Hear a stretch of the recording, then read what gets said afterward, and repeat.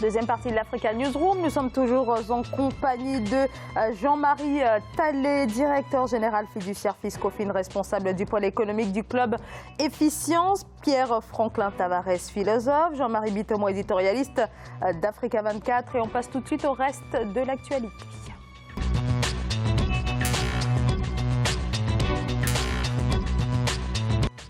Les Camerounais toujours dans l'attente des résultats de l'élection présidentielle du 7 octobre. Entre nouveaux visages et habitués des joutes électorales, ils sont 8 à briguer la magistrature suprême. Les résultats devraient être annoncés dans les prochains jours pour ce scrutin à un tour marqué par des violences dans les régions anglophones de l'Ouest, mais sans incident majeur dans le reste du pays. Plusieurs organisations de la région ont salué le processus électoral, parmi lesquelles la CEAC, la communauté économique des États de l'Afrique centrale. On écoute justement son secrétaire général Ahmad Alami. L'élection présidentielle du 7 octobre 2018, de par ses enjeux et son contexte exceptionnel, constitue une avancée démocratique notable pour le Cameroun. La mission félicite le peuple camerounais pour sa maturité politique et son sens élevé de patriotisme dans le déroulement pacifique du scrutin du 7 octobre 2018.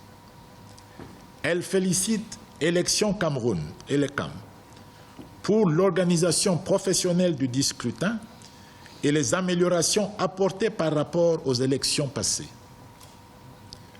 La mission exhorte les acteurs politiques et leurs militants à recourir aux voies légales pour toute contestation éventuelle.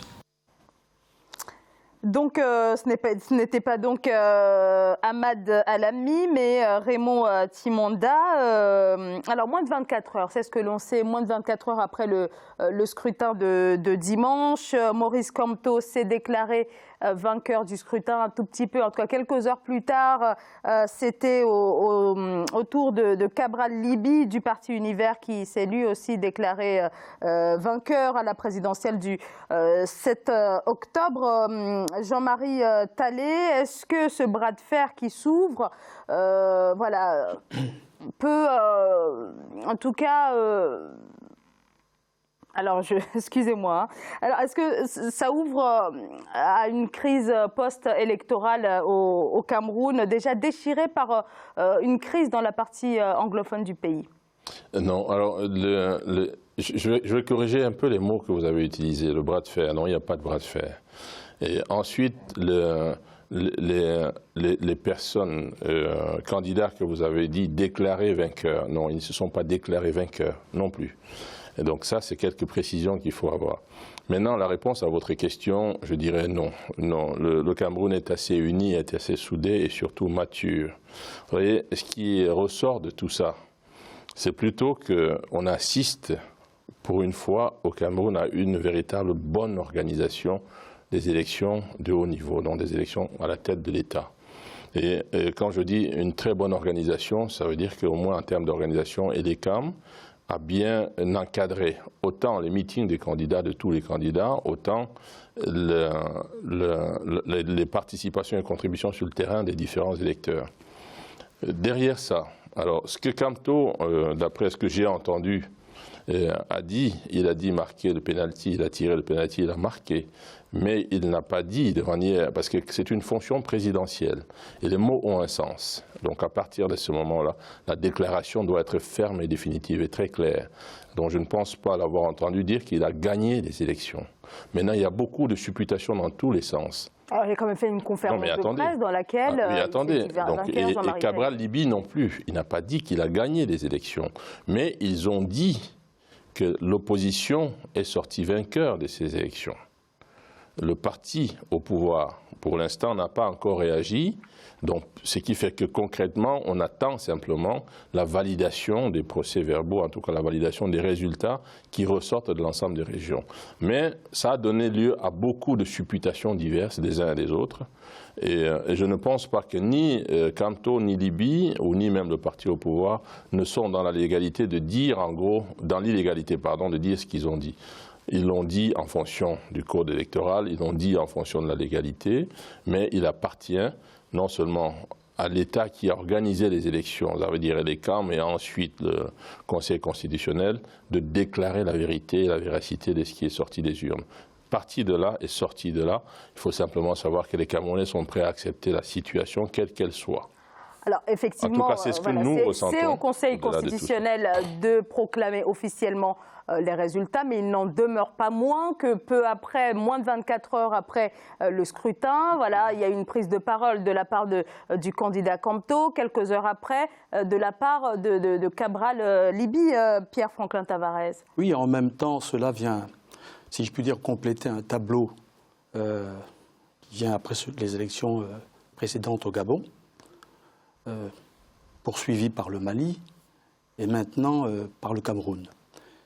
Il reste quand même étrange que deux candidats puissent, comme ça, et affirmer qu'ils sont, d'une part, que l'opposition est vainqueur et que la victoire revient à l'un ou à l'autre. C'est sortir de toute la procédure pendant le scrutin. C'est perturber le scrutin et ça reste quand même pour des opposants problématique.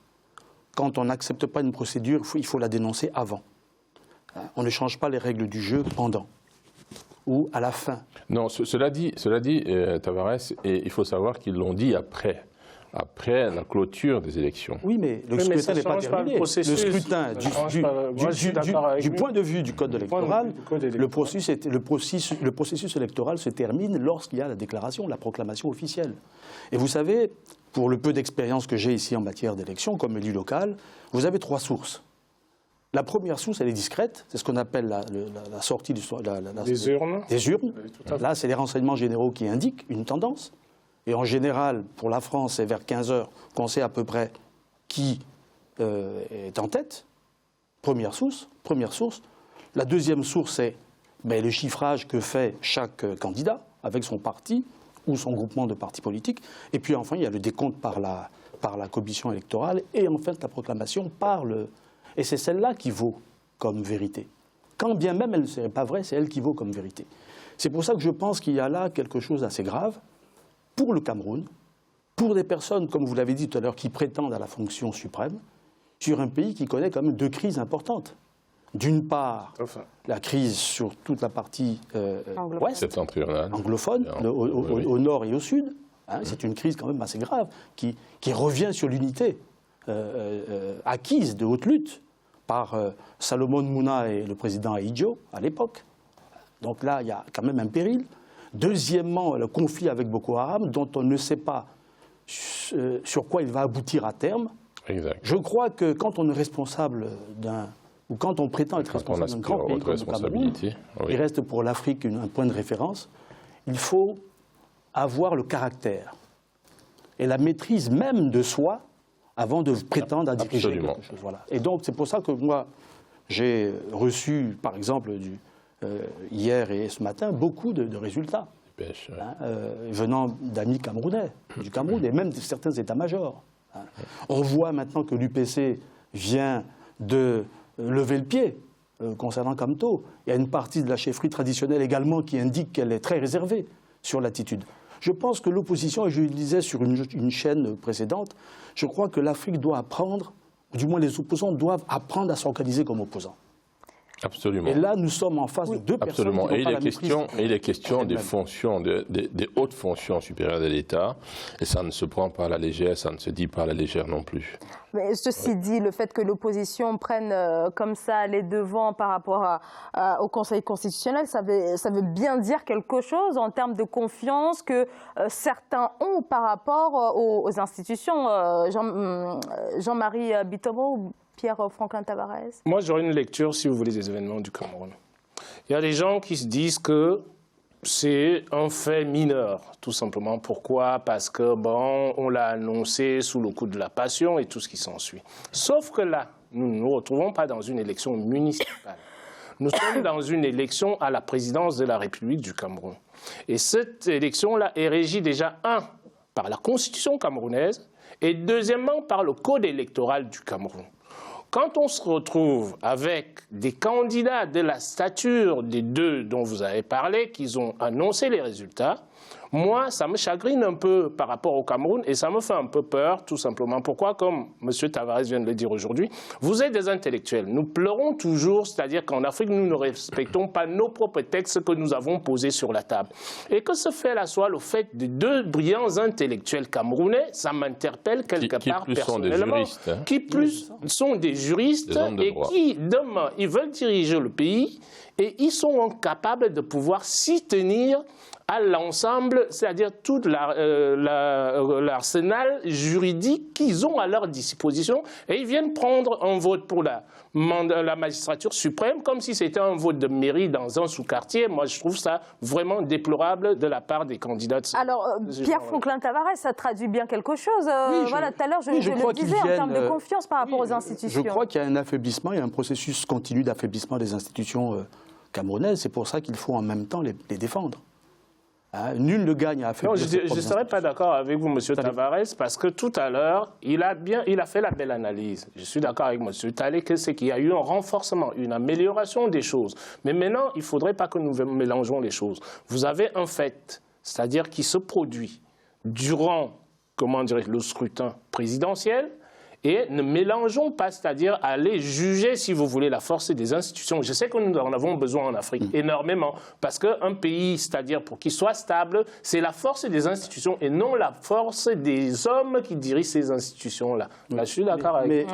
Mais les deux peut-être vont ensemble. Justement, il faut qu'on fasse attention, parce que, si je puis dire, les institutions ne fonctionnent pas seules, malheureusement. Non, je suis d'accord, mais une fois qu'elles sont posées, voilà. Vous me prenez la Constitution américaine aujourd'hui, là, la Constitution américaine, quel que soit le président qui y passe, elle est toujours posée. Je vais vous prendre une référence, et peut-être que ma pensée deviendra plus claire. Parlant justement de la Constitution américaine, Hegel dira « on ne la modifie pas parce qu'elle vaut comme une Bible ». Précisément en Afrique, c'est ça la grande difficulté. C'est que, on joue avec nos constitutions, non seulement pour ceux qui organisent les constitutions, qui les font voter, mais en même temps d'opposition. Ce qui, moi, m'inquiète, ce n'est pas la solidité. Vous savez, en Côte d'Ivoire, personne n'aurait pu imaginer une difficulté pareille. Mais les hommes, parce qu'ils ne se sont pas entendus, parce qu'ils ont compris autre chose, ont dévoyé les institutions. Et c'est ça ma crainte. Il y a Boko Haram, on a l'anglophonie qui demande, qui plaide pour une séparation, et là on a deux candidats, vous l'avez rappelé, qui sont juristes, et qui ne sont pas capables de tenir le droit pour lequel non seulement ils se battent, mais qu'ils entendent appliquer. Moi, j'y vois comme une fragilité, et je ne dis pas que les institutions vont faillir. Je pense que le pouvoir en place est assez solide. D'ailleurs, on voit sa sérénité dans cette affaire. Elle respecte scrupuleusement le code de procédure électorale, elle respecte la Constitution. Et ma foi, si jamais demain, les opposants qui se sont proclamés ou affichés comme vainqueurs venaient à démontrer par A plus B qu'ils sont véritablement vainqueurs, je pense que le peuple camerounais ne souffrira pas d'une alternance. Les Camerounais sont l'un des peuples les plus mûrs d'Afrique. Donc par conséquent, il faut que nous soyons prudents. Les petites brèches qui lézardent les murs, on doit y être extrêmement attentif. Et c'est pour ça qu'il faut rappeler, moi, si j'étais par exemple à la place du parti majoritaire ou même de la société civile, on aurait demandé que les deux candidats fassent un nouveau discours pour rétablir la faille qu'ils viennent d'introduire.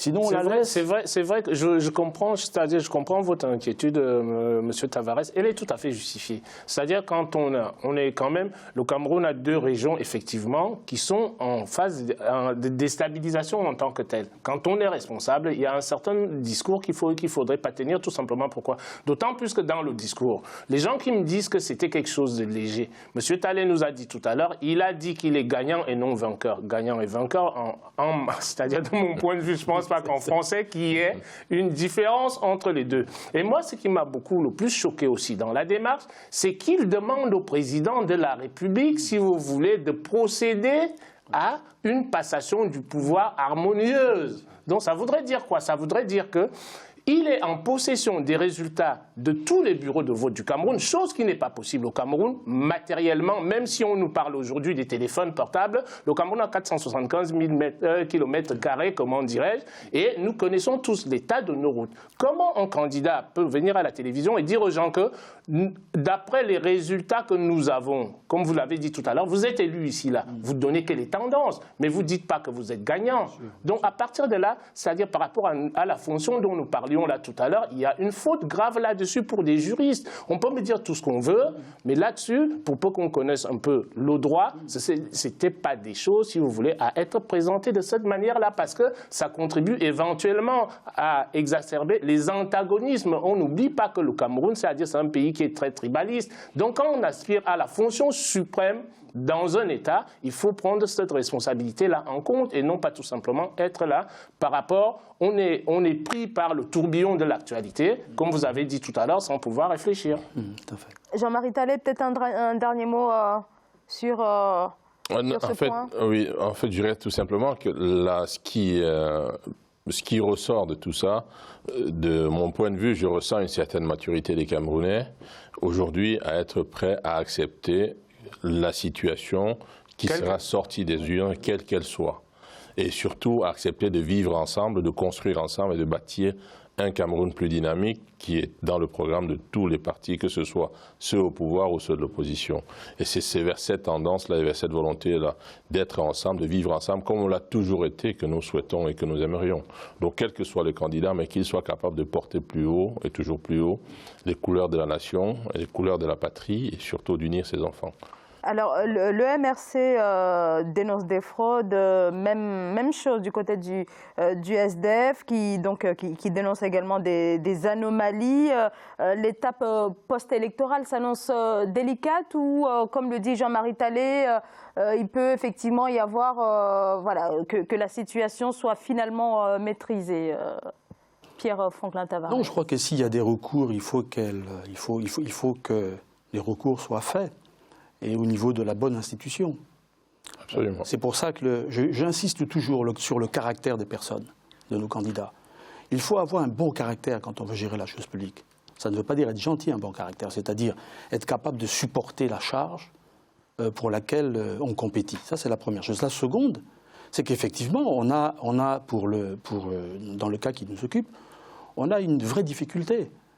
Parce que ce qui sort maintenant de la part des deux grandes figures de l'opposition, on ne sait pas exactement où cela peut nous mener. Nous avions prévu de parler du Mali. J'avais pronostiqué que là-bas, nous marchons à l'envers. La crise post-électorale précède l'élection elle-même. Je ne souhaite pas, en tous les cas pour le Cameroun, pour toutes les raisons que nous avons évoquées tout à l'heure, que cela conduise et aille beaucoup plus loin. Il faut vraiment demander aux deux candidats qu'ils se ravisent. Merci beaucoup à tous les trois. On marque une courte pause et on se retrouve dans quelques instants.